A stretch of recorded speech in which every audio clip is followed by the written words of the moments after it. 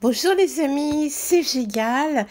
Voilà, j'ai quitté la Catalogne, je suis rentrée en Égypte, en tout cas jusqu'à la mi-décembre. Après, je refais un petit tour à Paris pour la mi-décembre. S'il y en a parmi vous d'ailleurs qui veulent me voir à ce moment-là, bah, ils ont qu'à m'envoyer un petit mot. On peut se retrouver dans un café autour d'un pot pour discuter à plusieurs si vous voulez. Donc, je suis rentrée de Catalogne. C'est une expérience pour moi formidable. J'étais invitée par des amis. J'ai pu voir un endroit archéologique absolument fabuleux, tout en participant à plein de choses avec mes amis catalans. Voilà. Alors, mais je vais avoir l'occasion d'en reparler dans ce podcast, peut-être dans un autre, on verra. Aujourd'hui, j'avais envie de vous parler de Thalès. Alors, pourquoi Thalès? Pour plein de raisons.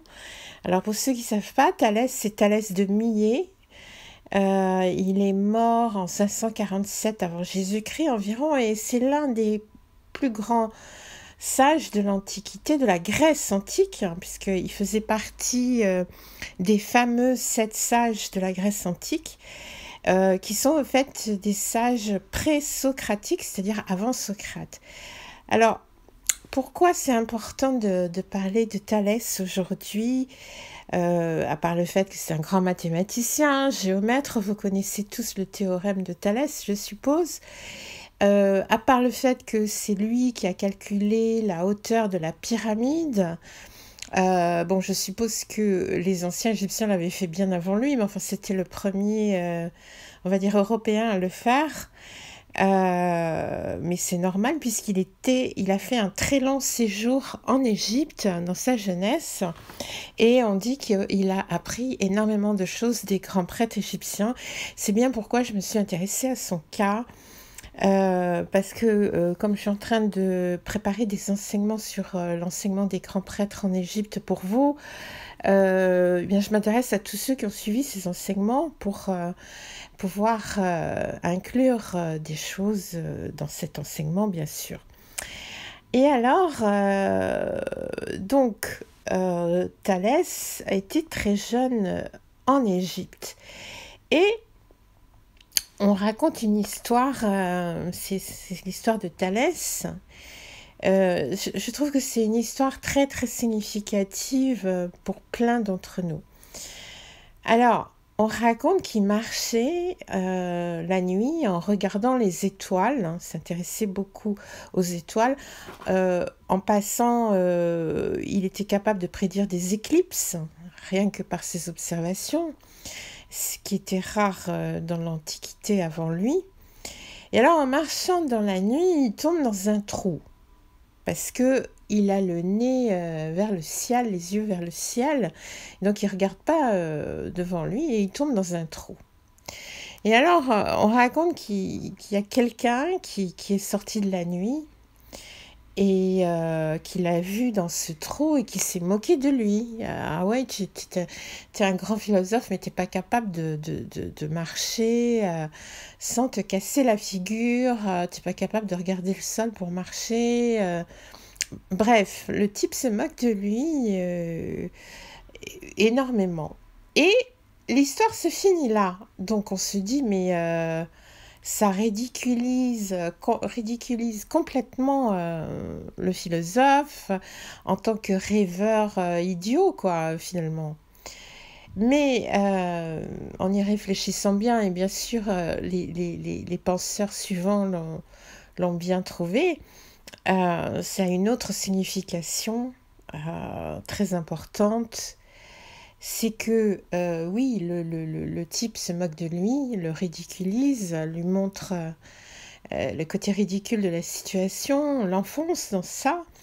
Mais si on regarde cet homme, mais quel horizon limité il a! Lui, il fait que penser à regarder ses pas, à regarder par terre.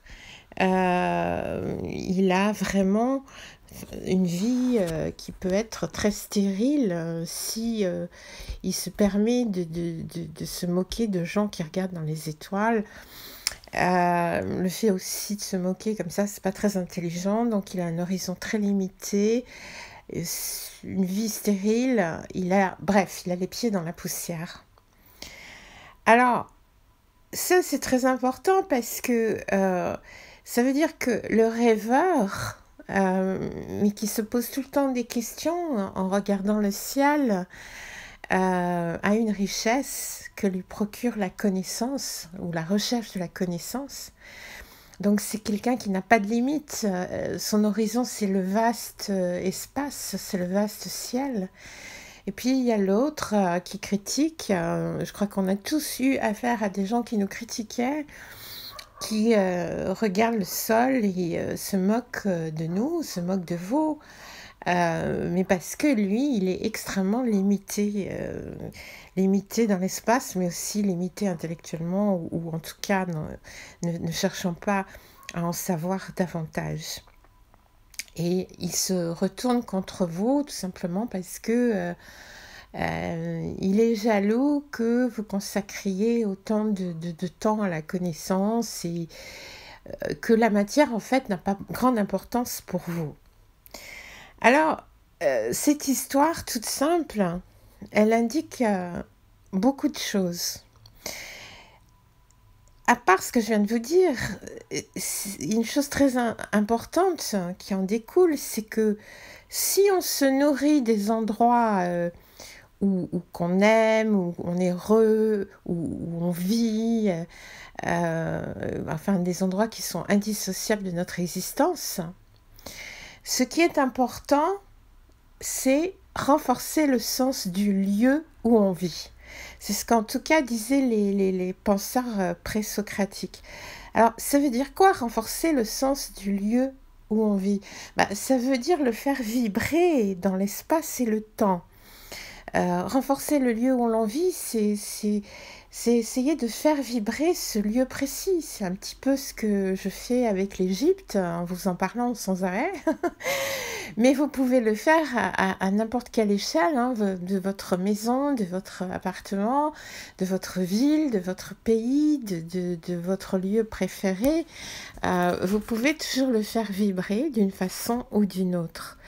Et ça, c'est très important parce qu'à partir de ce moment-là, il y a un échange, qui devient forcément riche. Et pour Thalès de Milet, l'univers est un organisme vivant. C'est le premier qui a parlé, en fait, d'une évolution permanente de cet organisme vivant qu'est l'univers. Et ce qui est très intéressant de voir, c'est que tous ceux qui l'ont suivi l'ont complété. C'est-à-dire, il y a des hommes comme ça, ils sont capables, ou des hommes et des femmes, qui arrivent à vibrer avec l'endroit où ils sont. Alors, dans le cas de Thalès, on l'appelle Thalès de Milet parce que il est né et il a beaucoup vécu à Milet, qui se trouve aujourd'hui, c'est un port en Turquie. Mais en fait, il y a une chose très importante par rapport à l'Égypte, c'est qu'à Milet, il y avait une colonie égyptienne, une colonie d'Égyptiens et de Grecs qui venaient de Naucratis. Naucratis, c'est une ville égyptienne dans le delta du Nil. Et là, il y avait une colonie grecque, gréco-égyptienne, qui avait des très grands liens avec Millet. Et en égyptien ancien, d'ailleurs, pour ceux qui aiment, Naucratis s'appelait Djerhaper, ou alors Père Djerha, ça dépend comment vous voulez dans quel ordre vous voulez le dire. Et c'est la ville maîtresse des bateaux, y compris en arabe d'ailleurs, hein. Et donc c'est près de Saïs, dans le delta, c'est à peu près à 70 km au sud d'Alexandrie. Aujourd'hui, c'est un site qui s'appelle Comgaïf. C'est par Naucratis, par cet endroit, que les Grecs achetaient du blé à l'Égypte pour l'emmener justement en Grèce et puis à Millet. Et notre ami Thalès, il a tellement fait vibrer Millet, parce qu'il était en Égypte toute sa jeunesse, jeune adulte, puis il est rentré à Milet, mais il y avait tout le temps des bateaux d'Égypte avec tous les gens de la colonie de Nocratis égyptien qui venaient tout sans arrêt à Milet. Donc on peut dire quelque part qu'il est resté en Égypte. Et ce qui est très intéressant, c'est que non seulement il a fait vibrer Milet et son endroit de prédilection qui est l'Égypte, en tout cas l'Égypte du Delta, puisqu'on l'appelle Thalès de Milet, on ne l'appelle pas autrement, de Millet, pardon.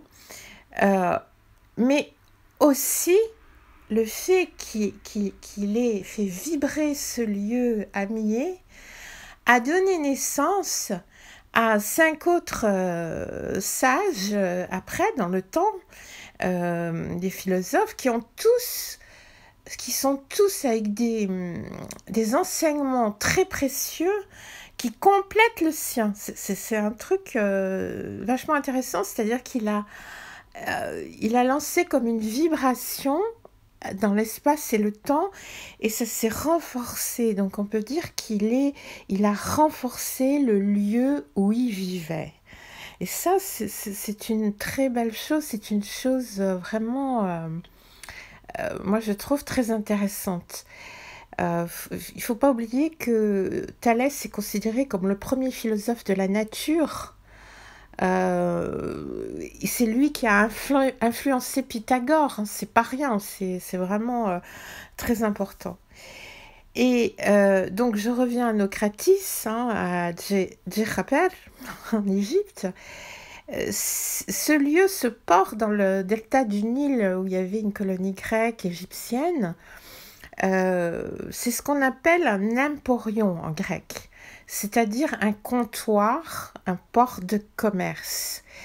Et ce qui est amusant, c'est que là, quand j'étais en Catalogne, je suis allée à Empúries. Je voulais absolument visiter Empúries, qui est un site archéologique absolument exceptionnel.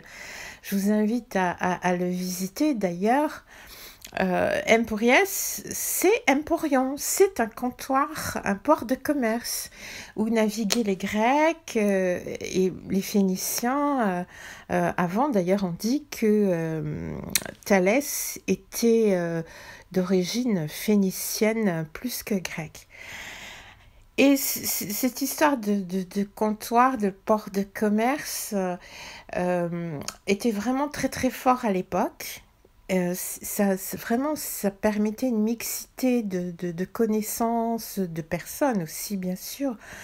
Et alors, à Millet, naît Anaximandre, qui est un autre philosophe, qui vivait donc aussi à Millet, qui donc aussi se frottait aux Égyptiens sans arrêt. C'est un astronome, un géographe, et lui, il s'est interrogé sur la matière du cosmos. On dit d'ailleurs que c'était son ami. Et selon lui, les hommes ont évolué à partir du poisson, à partir de toute créature venant de l'eau. Et s'est intéressé à l'élément eau très fortement. Quand on représente dans les peintures, les dessins, etc., Anaximandre, on le représente toujours tenant un poisson. C'est quand même intéressant. Donc lui, c'est l'eau.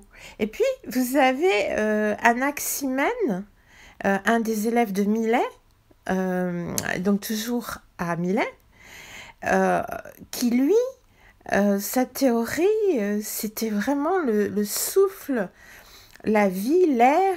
Donc lui, tout était axé sur l'élément air. C'est vraiment incroyable, cette complémentarité entre l'eau et l'air. On peut dire que Thalès, c'était le feu quelque part. C'est vraiment intéressant. Et ils ont donné naissance à Pythagore, qui lui, vous savez, sa théorie, c'est l'harmonie, le rapport entre les nombres et la musique. Et l'univers, la musique céleste, c'est lui qui a découvert qu'en coupant la moitié d'une corde de lyre, on obtient un son qui a un octave plus haut. Donc là, on tombe dans l'harmonie, c'est encore l'air, mais c'est une complétude parce que c'est une harmonie qui reprend tous les éléments.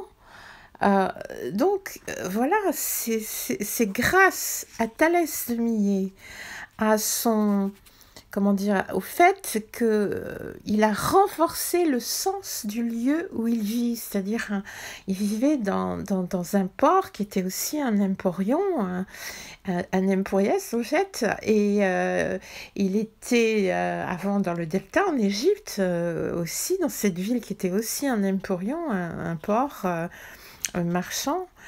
Euh, et j'ai oublié l'autre philosophe qui est Empédocle de Sicile. Alors lui, il vivait en Sicile. Et lui, sa philosophie, elle est basée sur les 4 éléments. Donc voilà, donc on part d'un chercheur, d'un philosophe, d'un penseur, d'un mathématicien, et par son rayonnement et par le rayonnement des 2 lieux où il a habité, il a fait comme une, comment dire, comme un virus, mais un virus positif. Et il a donné d'autres penseurs-chercheurs, toujours en faisant vibrer ces mêmes lieux. Et ils sont arrivés à des théories extrêmement abouties, philosophes, présocratiques, ce qui a après a donné toute la philosophie socratique et le reste, qui est vraiment la base de réflexion de notre monde aujourd'hui. C'est une évolution vraiment, vraiment passionnante quand on regarde l'histoire des humains et l'histoire des lieux. Et c'est pour ça que je trouve que même à notre petite échelle, on ne regarde pas assez ça. Posez-vous cette question. Qu'est-ce que vous faites pour faire vibrer votre lieu de résidence, si vous l'aimez, hein, parce qu'évidemment, si vous ne l'aimez pas, c'est une autre histoire. Mais en tout cas, un endroit que vous aimez, qu'est-ce que vous faites pour renforcer le sens de ce lieu? Qu'est-ce que vous faites pour le faire propager dans l'espace, dans les 4 éléments? Qu'est-ce que vous faites pour qu'il vibre plus et vous fasse vibrer davantage? Le rapport humain au lieu, moi, en réfléchissant sur ma vie, c'est vraiment le plus important. C'est une équation extrêmement passionnante. Donc posez-vous les questions si vous avez parcouru déjà plusieurs lieux ou si vous êtes né dans un endroit et vous vivez dans un autre, du pourquoi, du comment, de tout ça, et qu'est-ce que ça vous a apporté, qu'est-ce que ça apporte aux autres. Parce que c'est pas par hasard qu'il y a plusieurs lieux sur Terre et qu'on peut y habiter. Et c'est vrai qu'aujourd'hui, chaque fois que je reviens en France, bon, en France on est assez voyageurs, mais quand même, je trouve qu'il y a de plus en plus de gens qui ne voyagent pas. Alors, bon, peut-être à cause de toutes les peurs liées au voyage aujourd'hui, mais c'est vraiment une richesse extraordinaire. Et pour l'amplification de nos connaissances, de notre richesse intérieure, et surtout de tout ce qu'on redonne à l'extérieur, c'est vraiment, vraiment super important. Et donc, quand j'étais à Empúries en Catalogne, j'ai vraiment pensé à tout ça. J'ai pensé à Thalès, j'ai pensé au delta du Nil avec cette ville de Naucratis, Djerhaber, et à Millet, qui se trouve en Turquie aujourd'hui, tous ces ports, tous ces emporions, comme on dit, tous ces comptoirs, et tous ces hommes qui ont navigué d'un point à l'autre et qui ont donné toute cette richesse par leur voyage, mais leur voyage dans la tête, parce qu'ils n'étaient pas limités. Ils n'hésitaient pas à tomber dans les trous et à regarder les étoiles. Et c'est ça aussi, c'est que souvent les gens ne voyagent pas, ni dans leur tête, ni en vrai, parce qu'ils ont peur de tomber dans des trous, ils ont peur. du danger, ils ont peur de l'inconnu. Mais ces hommes-là n'avaient pas peur de l'inconnu, ils tombaient dans les trous. On connaît des problèmes un jour ou l'autre dans sa vie, même des gros problèmes. Et donc on tombe dans des trous. Et la seule chose qui peut nous en sortir, c'est regarder les étoiles. Et c'est parce que tous les autres qui tombent jamais dans des trous parce que ils s'agrippent au sol, mais quelle pauvreté, quel manque d'évolution, quel voilà, moi je les envie pas. Et voilà, ça c'est je vais en rester là parce que je pourrais parler des heures sur tous ces personnages extraordinaires. Et voilà, je voulais vous raconter l'histoire de Thalès et tout ce que ça faisait vibrer en moi par rapport à l'Égypte, par rapport à la Méditerranée, par rapport à tout ça. Voilà. À très bientôt les amis.